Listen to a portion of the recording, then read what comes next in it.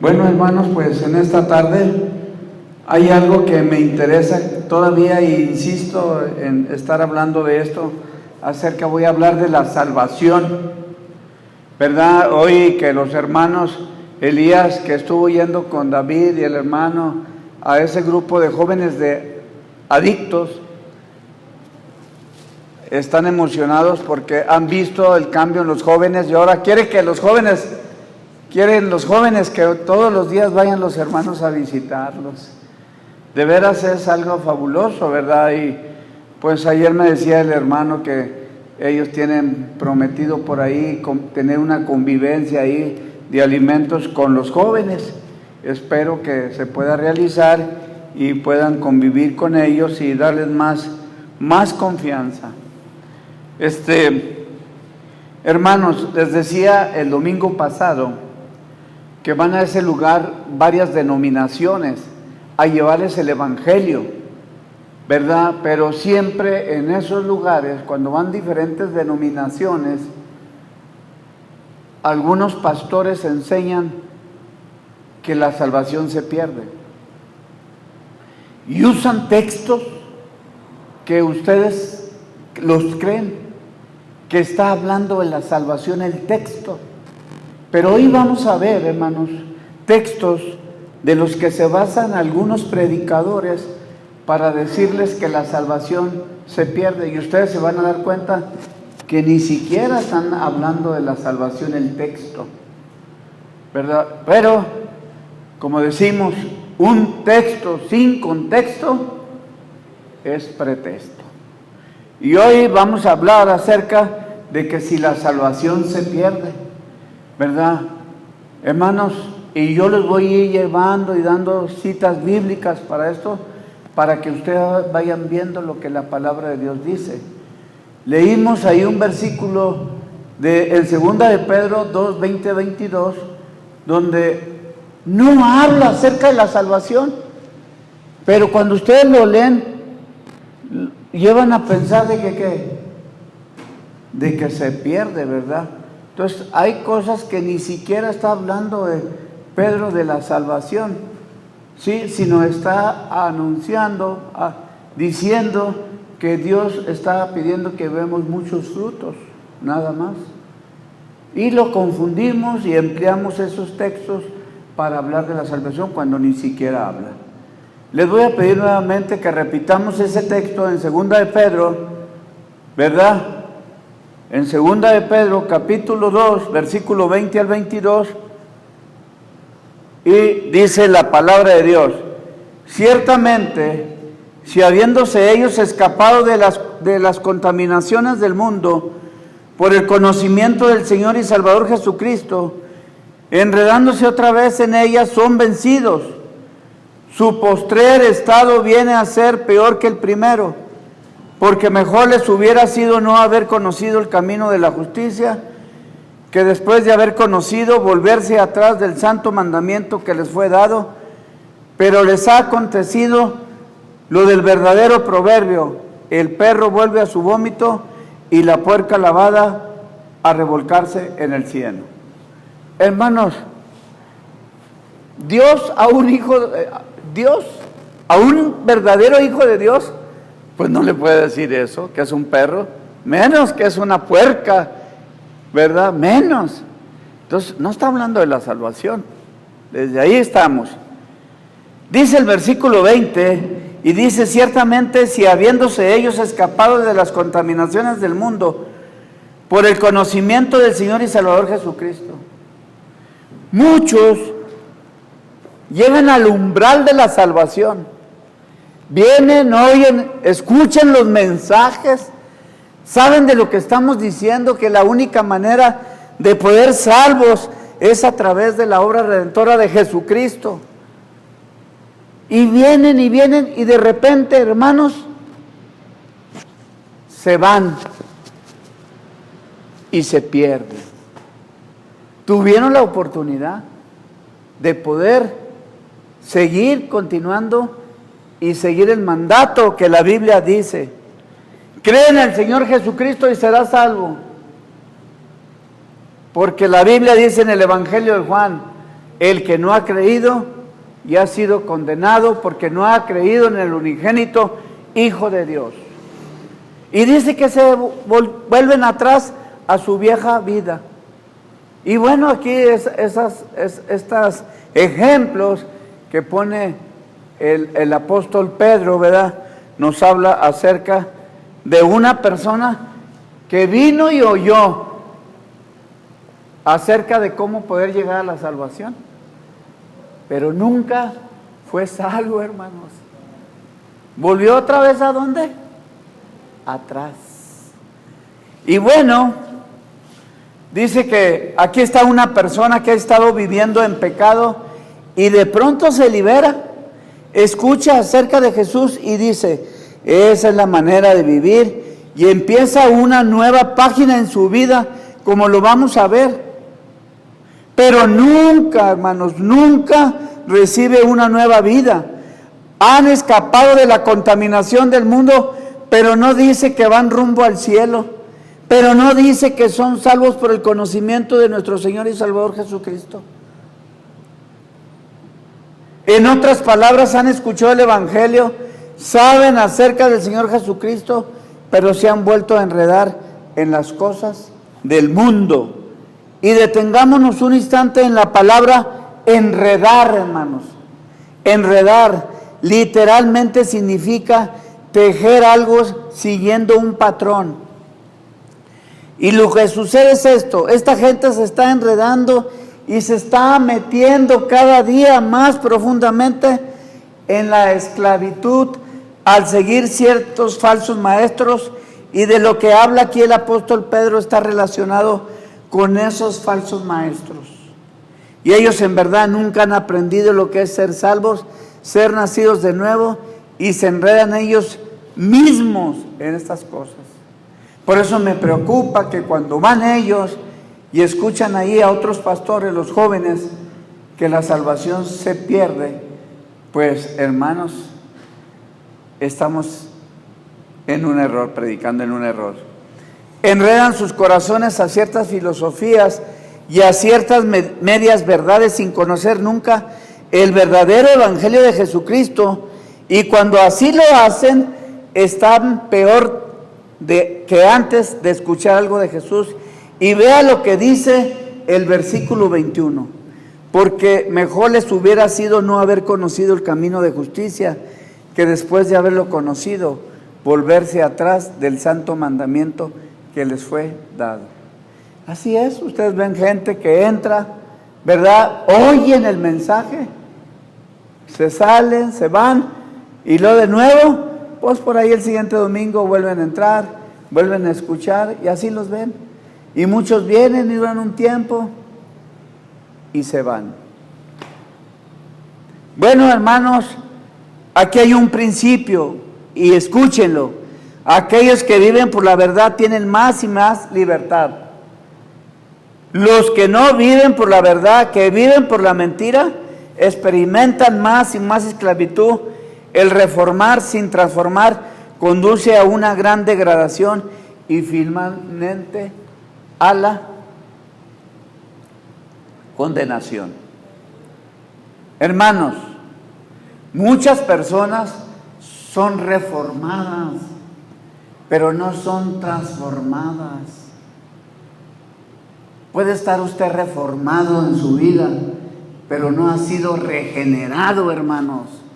Y mientras que no haya regeneración, no hay nada, hermanos. Y es mucho mejor para usted no saber el camino de la verdad que reformar su vida sin haber conocido al Señor Jesucristo. Y el ejemplo clásico es el de Judas. ¿Qué pensarían ustedes si no conociéramos el trasfondo de Judas y estuviéramos ahí presentes uno de nosotros y nos preguntaran: ¿a quién escogerías como un fiel seguidor de Jesucristo? ¿A Pedro o a Judas? Les pregunto, ¿a quién escogerían?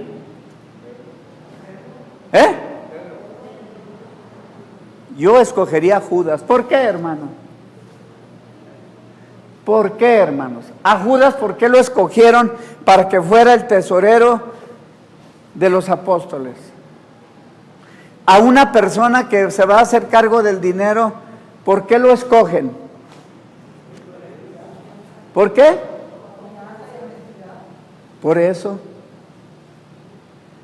Judas llegó al umbral, ¿pero qué hizo? Regresó a su vida pasada. ¿Sí? Y él nunca se arrepintió. Tuvo remordimiento y aventó las monedas, pero nunca se ¿qué?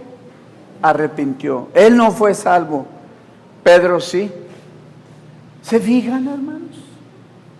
¿A quién escogemos siempre para que maneje los dineros? A una persona que da muestras de honestidad, de lealtad y varios requisitos, y a esa escoge. No sin razón Jesús dijo que a Judas le hubiera sido mejor no haber nacido, se lo dijo Jesús.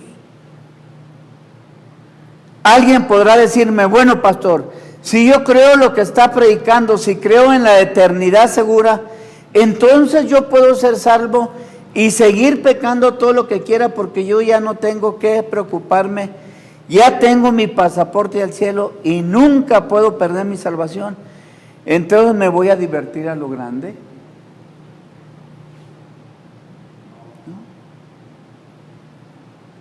No podemos. Hay algo que impide. Si soy verdadero salvo, si he tomado mi verdadera decisión de recibir a Cristo en mi corazón, el Espíritu Santo de Dios tiene 20 funciones, el Espíritu Santo en la vida de cada uno de nosotros. Y si yo me quiero desviar a derecha o me quiero desviar a la izquierda, ¿quién me dice por este camino? El Espíritu Santo de Dios es el que me enseña, me guía y me redarguye, hermano. Y es una lucha, pero el Señor me lleva ¿qué? Por aquí. Y bueno, esta persona parece que usted quiere tener lo peor de este mundo, pero también quiere lo mejor del otro mundo, ¿verdad? Y no es así. Escúcheme, hermano, yo puedo pecar todo lo que quiera, ¿sabía eso?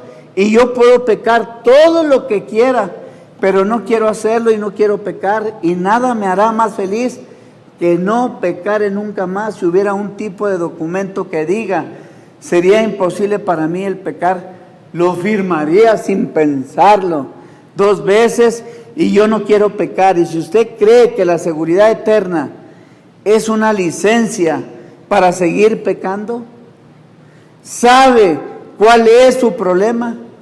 Usted probablemente necesita ser salvo, y lo que necesita saber es hacer sea modificado. Es más, usted necesita un querer hacer nuevo, usted necesita nacer de nuevo. Uno que se dice cristiano y vuelve atrás es porque nunca ha nacido ¿qué? De nuevo, hermanos. Eso es exactamente. Y esta gente a la que Pedro está hablando está reformada, pero nunca había sido regenerada.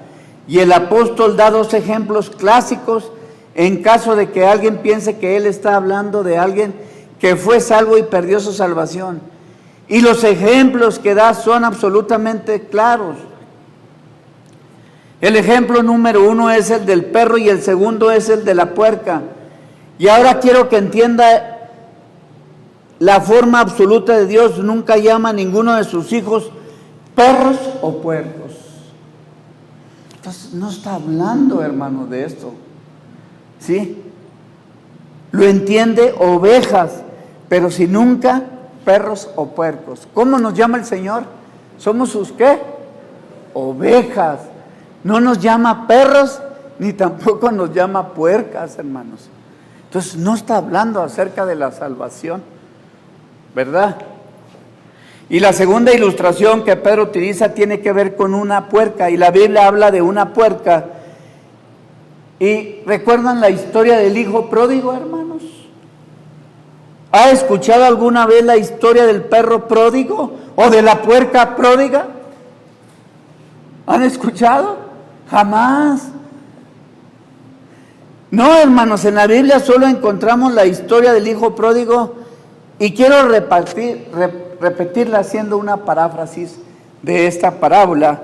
Cuando el hijo pródigo se encontró en el chiquero con los puercos, dijo: estoy cansado de estar en este chiquero y no fui hecho para vivir entre puercos. Me levantaré e iré a mi padre. Y uno de los puercos le preguntó: ¿qué tiene tu padre? Mi padre tiene una casa hermosa y tenemos siervos. Mi madre hace ricas comidas y yo tengo mi propio dormitorio y mi baño. Así que me levantaré e iré a casa de mi padre. Y el puerco dijo: me suena muy interesante. ¿Te importa si voy contigo? El joven le dijo: no hay ningún problema. Y así el hijo pródigo y el puerco pródigo empezaron su viaje. Y bueno, cuando el padre lo vio que venía el hijo pródigo, dice que le dijo: bienvenido a casa, hijo, cúbrete con este manto, usa este anillo, ponte estas sandalias y vamos a matar el becerro más gordo para celebrar tu regreso. Papá, un amigo viene conmigo. Ah, pues pásalo, hijo. Dice: pero es un puerco. Dice: y quiere vivir en nuestra casa.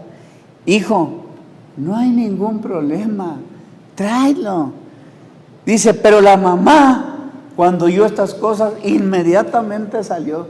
Ay, alto, a ver, espérense ahí un momentito.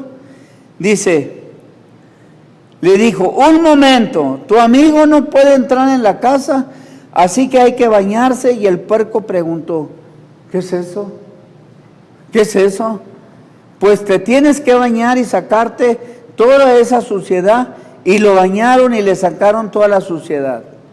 Luego le dijeron que tenía que aprender algunos modales, que para comer tenía que ponerse una servilleta bajo la quijada y que tenía que aprender a sentarse cerca de la mesa y a usar la cuchara, el cuchillo y el tenedor.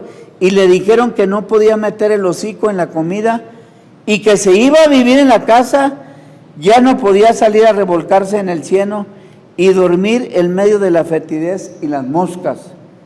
Y que cada noche antes de dormir en una suave cama tenía que bañarse. ¿Por cuánto tiempo cree que el puerco hizo todo eso? Por muy poco tiempo. Un día el puerco dijo: me levantaré, iré a mi padre, regresaré a mi chiquero. No me gusta esto, por supuesto que no le gustaba, porque no pertenecía a esa casa, pertenecía a ese chiquero. Y dice que el Hijo de Dios no pertenece a un chiquero, pertenece a la casa de su padre, así de sencillo. Y el puerco lavado dice que regresa al cielo. Y Pedro está hablando de reforma, pero sin regeneración. Empiezan a venir a la iglesia y empieza a haber ciertos cambios reformatorios, pero no hay ninguna transformación, ninguna regeneración. Eso es el detalle, hermanos. ¿Sí? Y bueno, dice que sin regeneración, cualquier reforma sin regeneración hace a una persona peor de lo que era antes. Y la Biblia lo enseña. Y ahí nos dice en el libro de Mateo capítulo 12, 43, 44, ahí, de aquel que se metió, ¿verdad? Se fue y pues regresó. ¿Y regresó qué? Peor, ¿verdad? Peor. Bueno, quiero que vayamos a Mateo 11, 13 y dice, Mateo 24, 11, 13 y dice, y muchos falsos profetas se levantarán y engañarán a muchos. Por haberse multiplicado la maldad, el amor de muchos se enfriará, mas el que persevere hasta el fin, este será salvo. Hermanos, este es otro pasaje que la gente usa frecuentemente para tratar de probar que sí, somos salvos, podemos perder nuestra salvación. Y tienen que estar muy listos cuando alguien usa esto. No, hermanos, no es por ahí. Y alguno pondrá frente a sus ojos este versículo y le dirá: lo que ve, si quiere ser salvo, tiene que permanecer hasta el fin. Vamos a ver y explicar esto, porque a veces nos engañan con estos versículos y creemos que la salvación se pierde. Es increíble, hermanos, cómo muchas personas miran las cosas 180 grados fuera de foco y dicen que para ser salvos hay que permanecer hasta el fin. Pero lo que Dios está enseñando aquí es que para que usted pueda perseverar hasta el fin, tiene que ser salvo primero, hermano. Usted no, si permanece, lo va a llevar a la salvación, no. Una persona que persevera es porque primero es que tiene que ser ¿qué? Salva. La salvación es primero para que siempre pueda ¿qué? Permanecer. Cambian ahí, dan un giro de 180 grados y confunden a la gente. Hermanos, usted persevera porque ya es salvo, y los que perseveran hasta el fin son los salvos. No perseveran para ser salvos, perseveran porque ya son salvos, hermanos. Tienen que tener mucho cuidado al leer un texto y tienen que estudiarlo, a qué se está refiriendo el escritor de ese versículo. Recuerdo un clásico sermón de un hombre de Dios que predicó durante una conferencia bíblica. Dijo: tengo buenas y malas noticias. Es que Satanás no puede hacer nada contra usted a menos que Dios lo permita. Esa es una buena noticia. La mala noticia es que Dios se lo ha permitido que Satanás nos zarandee como trigo. Y Jesús le dijo a Pedro: Satanás sigue tus pasos y quiere zarandearte como a trigo. ¿Y qué hizo Jesús con Pedro? Dice que Jesús le dijo: estoy orando ¿por quién? Por ti, para que Satanás no te zarandee. Vamos a Lucas 22, 31, 32. Lucas capítulo 22, versículo 31, 32. Dijo también el Señor: Simón, Simón, he aquí Satanás os ha pedido para zarandearnos como a trigo, pero yo he rogado por ti que tu fe no falte, y tú, una vez vuelto, confirma a tus hermanos. Y Pedro perseveró. El Pedro temeroso, el Pedro cobarde, el Pedro que juró con maldiciones, es que no conocía al Señor y nunca obedeció al Señor Jesús. Hermanos, la seguridad eterna es como un fuerte elástico, hermanos. Como un elástico, hermanos, se hace grande y se hace chiquito, que Dios pone alrededor suyo cuando se salva. Y pudiera ser que usted se desvíe, pero Él siga trayéndolo de regreso. Y ese es el amor de Dios, que ora para que la fe de Pedro no disminuya. Sí, yo creo que Dios nos tiene amarrados de una banda elástica, hermano. Y que yo me voy para allá, que es lo que Dios no quiere. ¿Qué hace ese elástico? Ándele, me vuelve a jalar y me vuelve a traer. ¿Sí? No lo veo, ese elástico, no lo veo. Pero sé que el Espíritu Santo de Dios, eso hace en nuestras vidas. Me decían ayer: ¿por qué no se quedó, hermanos? ¿Por qué no se quedó, hermanos? No, ya sé que si me quedo van a decirme: un taquito nomás, hermano, nomás uno. Y voy a ceder y voy a agarrar el taquito y, hermano, hay comida que no puedo consumir porque estoy enfermo. ¿Por qué? ¿Para qué me voy a probar si voy a caer en la comida?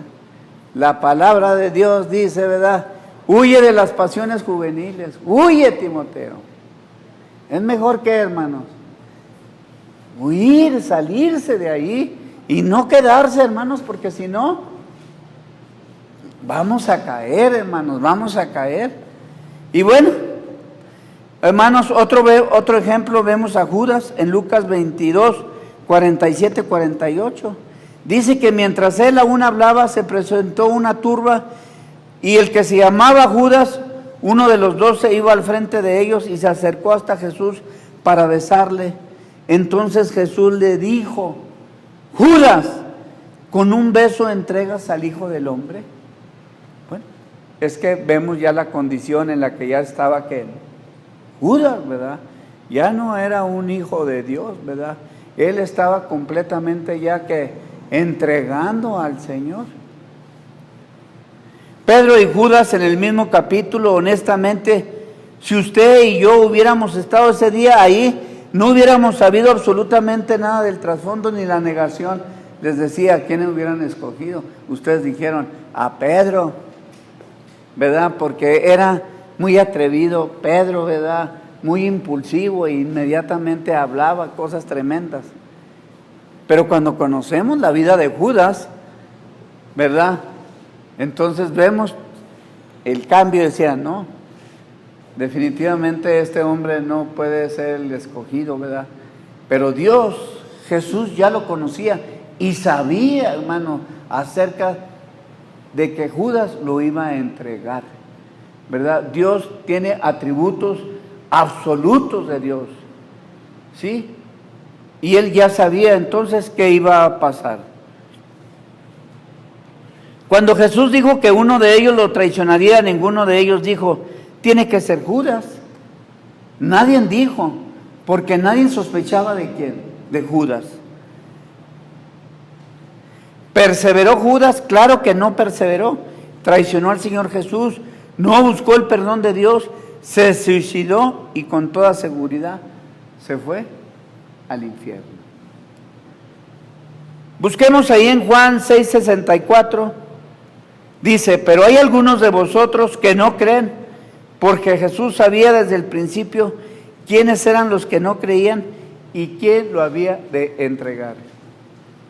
Hermanos, nosotros no podemos tener esos atributos absolutos de Dios, pero sí, hermano, con el tiempo nos vamos a dar cuenta quién realmente es un hijo de Dios, ¿verdad?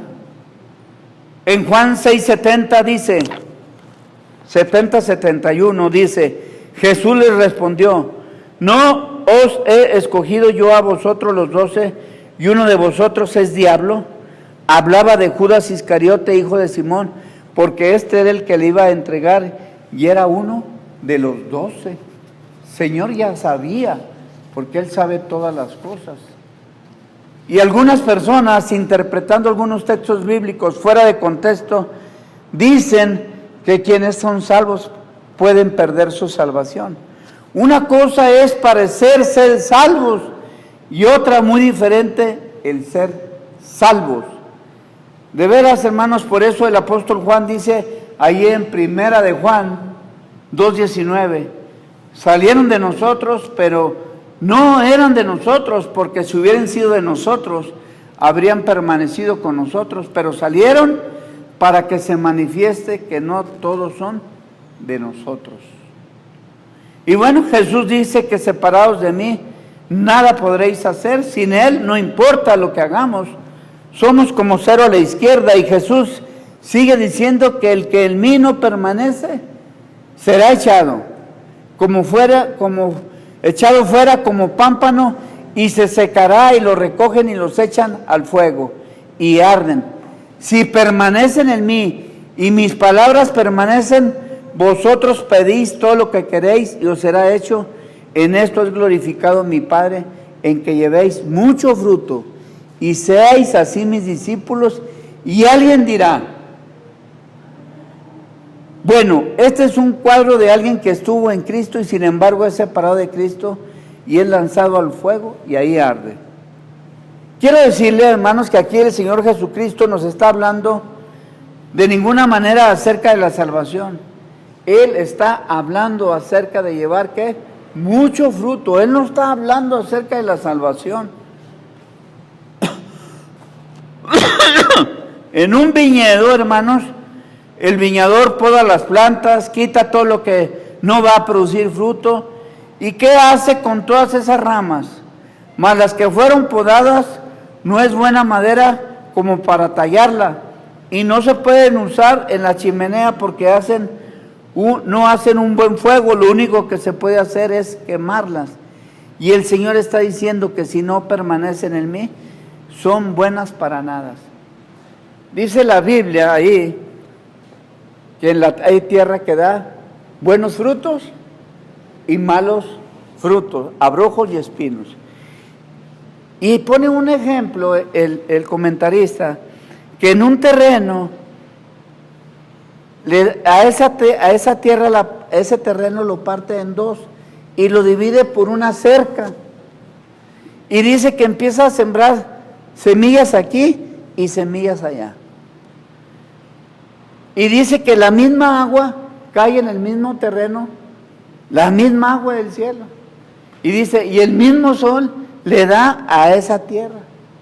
Y los vientos que caen son para dos.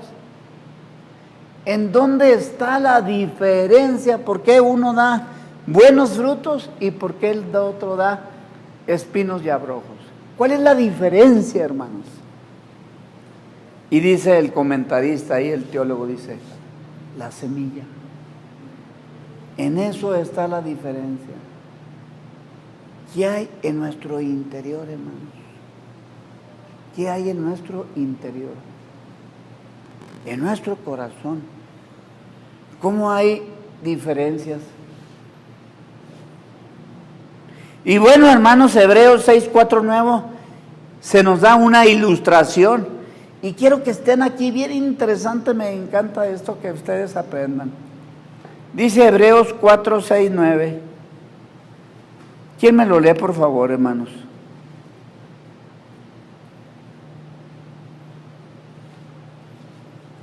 Ya lo he repetido varias veces, pero me encanta porque quiero que aprendan esto, hermanos, y no los vayan a ser engañados.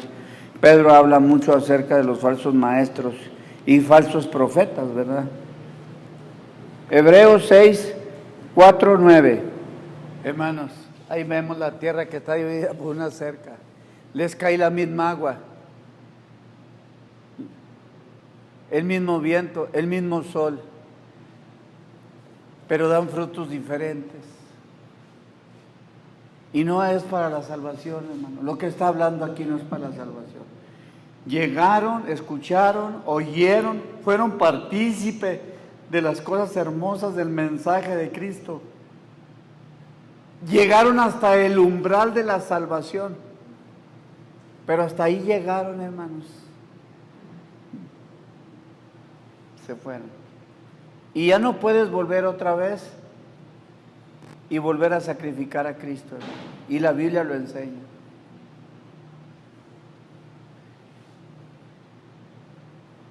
Dice el versículo 9, pero en cuanto a vosotros, oh amado, estamos persuadidos de cosas mejores que pertenecen a la salvación. Si damos buenos frutos, seremos persuadidos de qué, hermanos? De esa salvación tan grande que Dios ha ofrecido para nosotros. Sí, pero si damos espinos y abrojos, nunca hemos sido salvos, hermanos. Hermanos, parece cosas tremendas, hermanos, lo que hacemos. Dice ahí en el versículo 9, la interpretación, lo que ve no está hablando de personas salvadas, está hablando de personas que vienen hasta el mismo umbral de la salvación y se regresan, y es imposible para estas personas el tener tratos serios con Dios. Gente que conoce la verdad y rechaza la verdad con ojos completamente abiertos, y es imposible traerlas al arrepentimiento porque han cometido el pecado imperdonable. Una vez fueron iluminados con la palabra de Dios, y mucha gente ha escuchado nuestros mensajes y han sido iluminados porque han saboreado el don del Espíritu Santo y han sido hechos partícipes del Espíritu Santo y han gustado de la palabra de Dios y de los poderes del siglo venidero, y han probado todo eso, pero se han apartado. Hay hermanos que dicen, qué bonito mensaje, vienen nuevos, que no son creyentes, y vienen al siguiente domingo y les gusta, y pueden venir 3, 4 veces, y lo dejan de ¿qué? Dejan de asistir, y ya no vuelven, se fueron, ni vuelven aquí ni a otra, vuelven a su antigua ¿qué? Antigua vida, ¿verdad? Como dice la Escritura, el perro vuelve a su vómito y la puerca se vuelve a revolcar. Hermanos, no estamos hablando de una persona que peca por ignorancia y de una persona que no tiene entendimiento y sabiendo muy bien lo que hace, dice, no quiero a Jesús en mi vida. Hermanos, ¿cuántas veces antes de venir a los pies de Cristo en mi propia casa me hablaban los muchachos? Y yo me resistía, ¿qué, hermanos? A esa salvación. Y no porque no supiera, y no porque no entendiera, porque estaba en una rebeldía contra Dios, no contra David o Fernando o Sergio. Estaba en una rebeldía contra Dios, por eso no quería. Pero un día, hermanos, Dios tuvo que tratar conmigo y poder entender. Voy a terminar con una reflexión. Aquí hay una canasta en el cual usted va al mandado y está llena de pedacitos de queso. Y usted, ahí está el queso.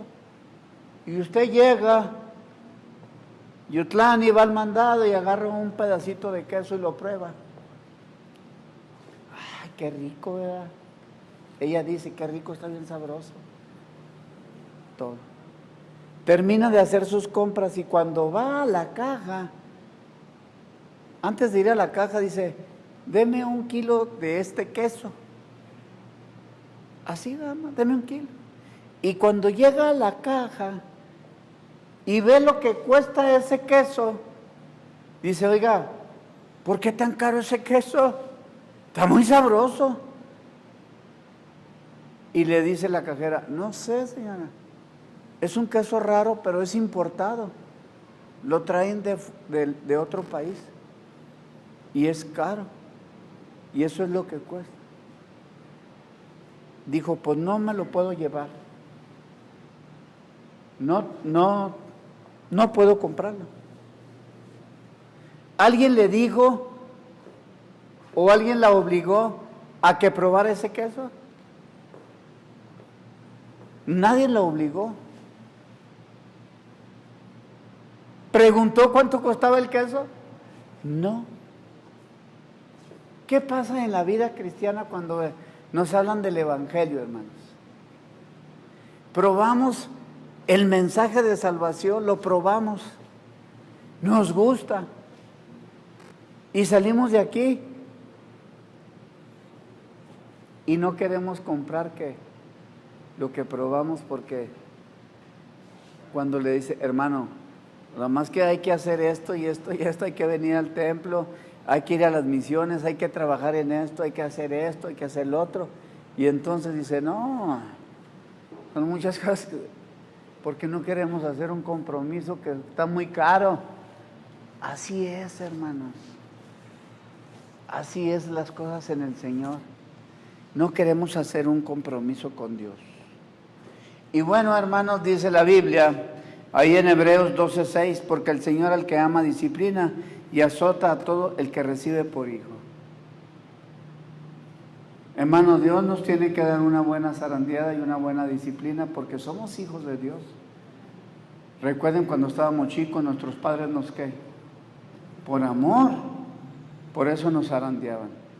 Hermanos, si en este día, hermanos, si alguno de ustedes que ha conocido y ha escuchado mensajes, pero aún no llega a la salvación, mi mayor deseo, hermano, es que usted entregue su vida al Señor Jesucristo. Y yo quiero que conmigo usted repita esta oración y se vuelva de veras de todo corazón a Él. Ahí en sus bancas, si alguno quiere tener un reencuentro personal con Dios, pues siga esta oración. Querido Dios, soy religioso, pero en realidad no tengo la seguridad de ser salvo. Y quiero tenerla. Por eso te pido que perdones mis pecados y transformes mi vida. Señor Jesús, tú eres el bendito Hijo de Dios que diste tu vida para salvarme. En este mismo momento te reconozco como mi Señor y Salvador y te invito a que mores en mi corazón y tomes el total control de mi vida y haz de mí un instrumento limpio en tus manos. Lo pido en el precioso nombre de tu Hijo Jesucristo. Amén.